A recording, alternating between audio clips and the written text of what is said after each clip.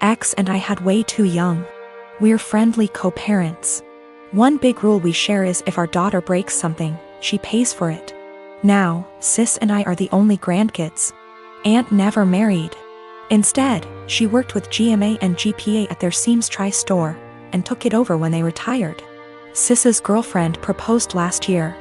GPA offered to make FSIL a custom suit, which she was over the moon about. GMA had me ask Sis what her dream dress was and record the convo. Sis, thinking it was just between us, told me in great detail what her dream dress was, though said it was way too expensive. So she would get something much cheaper. Well, a few months later GMA surprised Sis with her dream wedding dress. It FOT perfectly and everyone cried. Sadly, GMA recently passed away, which hit us all hard. Sis was devastated, but decided that the dress meant GMA would still be there with us at the wedding. The issue comes in with C. She's very large, much larger than Sis. 3 days ago, we decided to go visit Sis and see how she was doing. It was great, but then C asked if she could try on the dress. Sis politely said no. C made a face, but dropped it. Later, we decided to go grab dinner. Sis and I went to pick up our orders, but C decided to stay and play with Sis's dog. We got back, and the dress was destroyed. C had apparently tried to get it on, popping some seams, and got stuck. Instead of waiting for help, she cut her way out. The dress was hacked to bits. Sis was devastated and asked us to leave. I grounded C and called Aunt with some pictures, asking if it could be saved. She said there was no. She said she'd make a new one, but it wasn't the same. Then she dropped the bomb on me. GMA had hand-sewed most of the dress, used super expensive fabric, and put almost 500 hours in making that dress. Since it was the only family wedding we'd have. In total, the dress cost $12,000, give or take. C has about $15,000 saved from various jobs, as well as winning writing competitions. This was supposed to help her in college. I took her to the bank and set in motion transferring all the funds, since as her parent I still have control over it. $12,000 to Aunt to pay for the new dress. $3,000 to my sister's wedding, as an emotional distress tax. I explained exactly why this was happening to C, but she sobbed the entire time, asking what was she supposed to do for college and saying it wasn't her fault. I told her she could get a job if she didn't get a scholarship. And it was her fault for trying on the dress after she'd been told no, and for not waiting until we got back. A few popped seams could have been fixed. Hacking the dress to pieces couldn't. C told my ex, and while she agreed C was in the wrong after the full story, said I shouldn't have ruined her future for a free dress. I reminded her of our rule, and she still thinks I'm wrong. $3,000, that was to make up to my sister that C destroyed the last gift our dead grandma ever gave her. I consider that part of the price of destroying the dress, since even if Aunt remakes it, it's lost a great deal of its sentiment value. I pointed out how young we has her because I wanted to explain how a 31-year-old has a 16-year-old kid. I do not resent having her, she's the best thing I've ever done.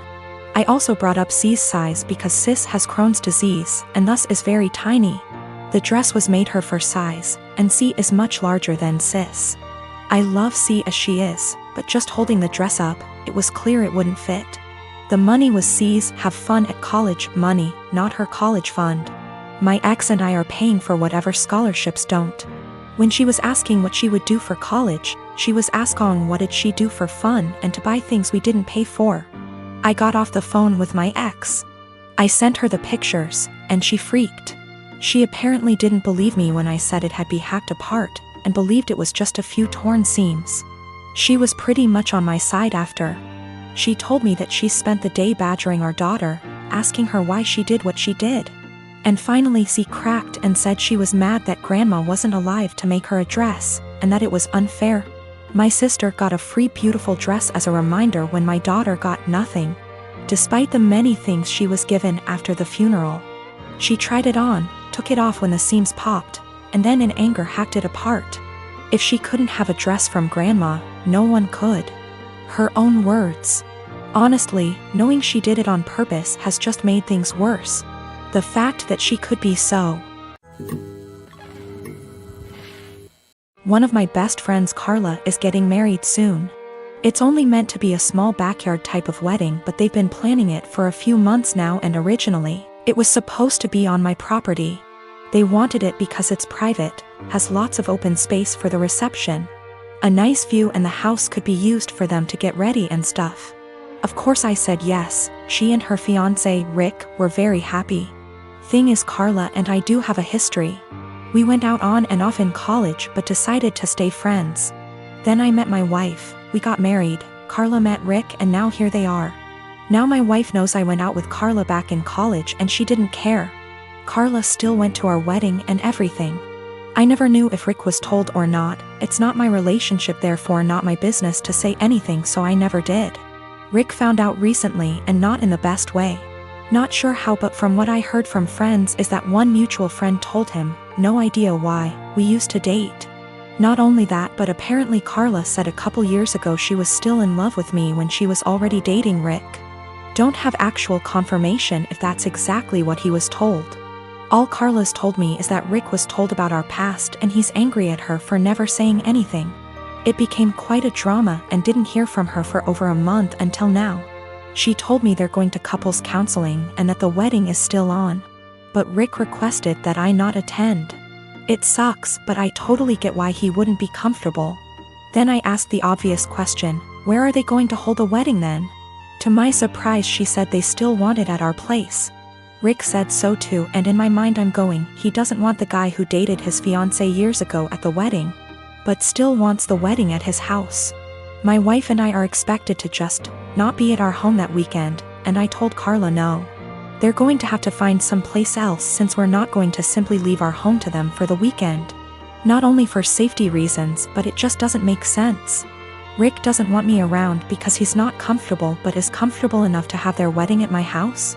They really want their wedding here though, and because of that I've been bugged by not only her but also Rick, and some friends who think I'm being a petty asshole for not letting them have the wedding here anymore. Honestly, don't think that I am. It just doesn't make sense at all to have to leave our own place for a wedding we're no longer welcome to, and leaving our home totally vulnerable. Still, being accused of sabotaging their wedding, and Rick believes it's the least I can do after everything. I met this guy in January and he became my boyfriend in February. Comes March, the world goes down the drain and we decided to move in together for the time of the pandemic. A few weeks ago, he shows me a post where this guy is challenged to an arm wrestling competition by his GF. The guy didn't seem to have any sort of training / workout, whereas his girlfriend did. I commented he might have a surprise.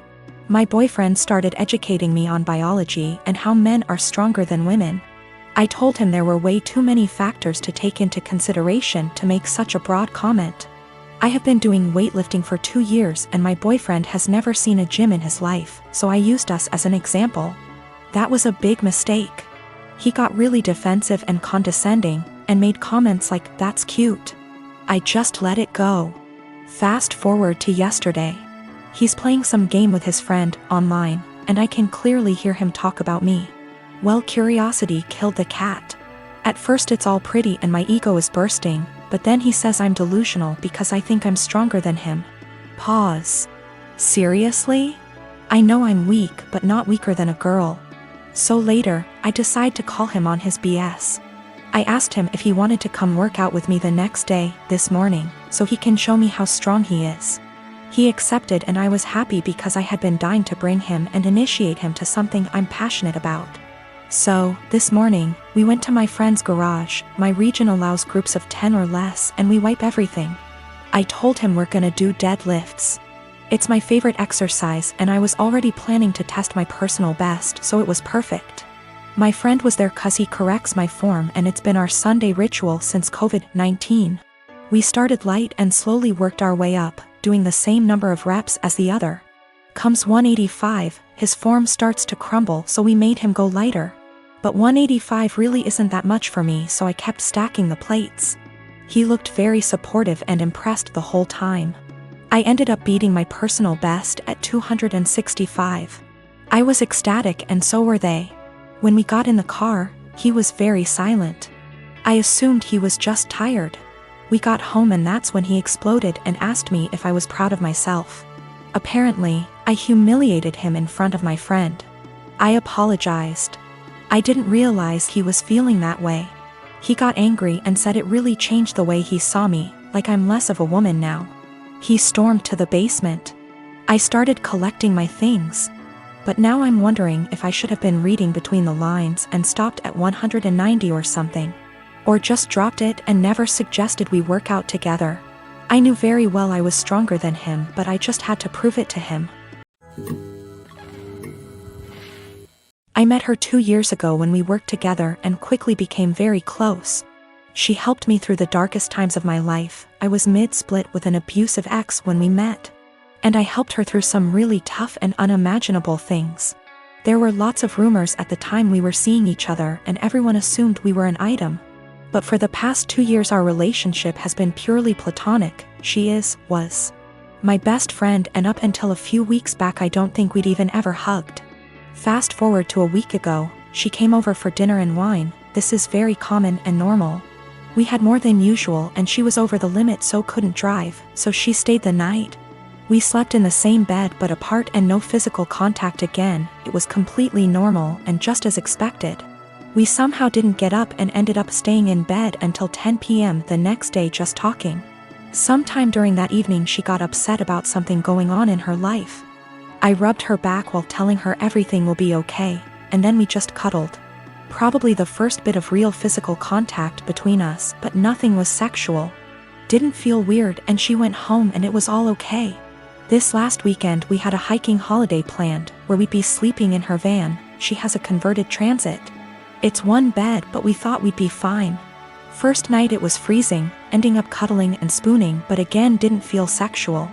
Second night is where it all went a bit wrong. We drank a bit too much and the spoon ended up getting carried away. It seems to be a joint thing and before I knew it we were kissing and touching each other everywhere. It was a bit of a frenzy of this for about 15 minutes until we both stopped and realized what we just did. After this we spoke a little and asked if either of us regretted it. We both said we didn't, but it was odd. She got upset and I told her it was okay. It didn't change anything and we could just draw a line under it. We woke up the next morning and it happened again. We didn't talk too much but then went for a walk, and then just before we headed home we ended up all over each other again. We were completely naked but again stopped, cuddled and lay there. We both agreed it was a what happens in X, stays in X type event. It was a really long trip home, 6 hours plus. During this she would rest her head on my hand on lap ECT and it seemed very different to our usual dynamic. When we stopped at services for breaks we seemed to walk arm in arm. We kept kissing on and off but it seemed strangely normal. We arrived back at her home. She lives with her dad at the moment, but just before I left she kissed me again and thanked me for a wonderful weekend.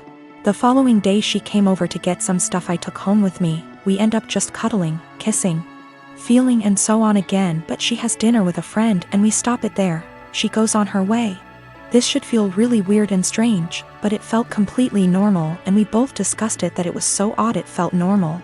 Yesterday she turned up unannounced at my place, which is not a normal thing, with coffee and donuts. We end up talking, cuddling, kissing again, and then we end up talking about what this is, the big problem. Neither of us were sure. She got panicky and burst out in tears and left. She said she was really scared and her words were, "I think I will end up pushing you away and hurting you and I don't want to do that to you." I told her I would come and see her later and talk. I drove to her house but her ex was there, another slight issue.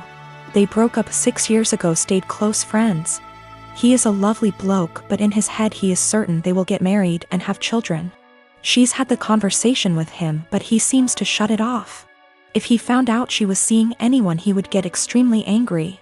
But there's so much family history intertwined between the both it's really complicated.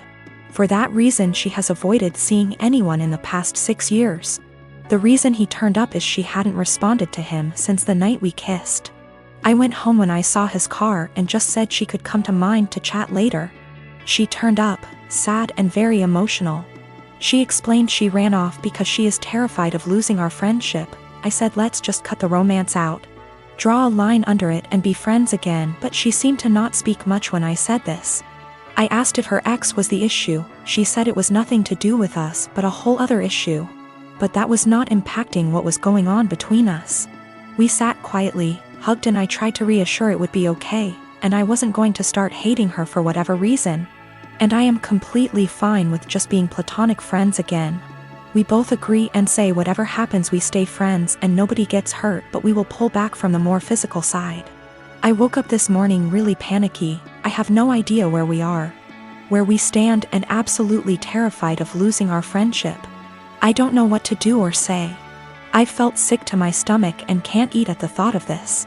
She is coming around later to collect some of her clothes she left last night, and I am thinking I need a plan of what to say / do. I cannot lose my best friend. She is absolutely everything to me, but I am worried we crossed a line and there's only one eventual outcome, which won't be good.